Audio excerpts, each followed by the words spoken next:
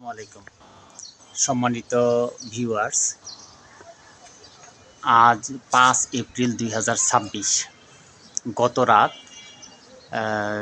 4 April 2026 তারিখে একটা দুর্ঘটনা ঘটে গেছে, যে ঢাকা আইডিয়াল ক্যাডেট স্কুলের বৈদ্যুতিক যে মেইন লাইন পিলার থেকে মিটারের পর্যন্ত এবং বিদ্যালয়ের ভিতরে যে CC camera, internet line, CC ক্যামেরার লাইন, অন্যান্য যে কুলিং বেল লাইন, সব গত রাতে কে বা কাহারা সব ভেঙে চুরে খুলে নিয়ে গিয়েছে।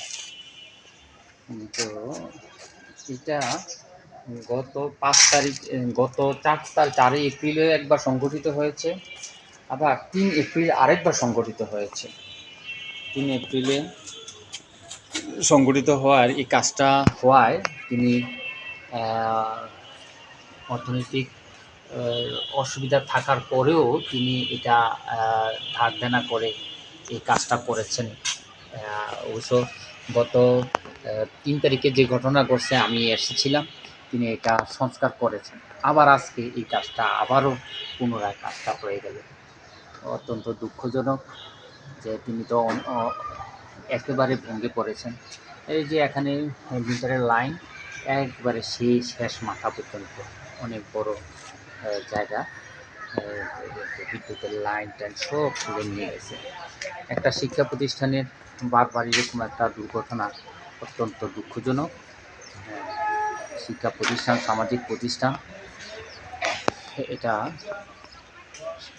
এটার ব্যাপারে গণসচেতনতা বা সকলেরই দেখা উচিত, বা অন্তত মুখে হইলেও অন্তরে হইলেও ধিক্কার জানানো উচিত সকলে। তো এই আসলে ভিডিওটা করা সচেতনতা বৃদ্ধির জন্য। এই ঘটনাটা ইদানিং বেশি ঘটতেছে। যারা দেখেছেন তারা সচেতন হন, বা ওনাকে একটু সমবেদনা জানানোর জন্য আপনাদের যারা পরিচিত থাকেন তাদের উদ্দেশ্যে এই ভিডিওটা করা। ধন্যবাদ সবাইকে। আসসালামু আলাইকুম।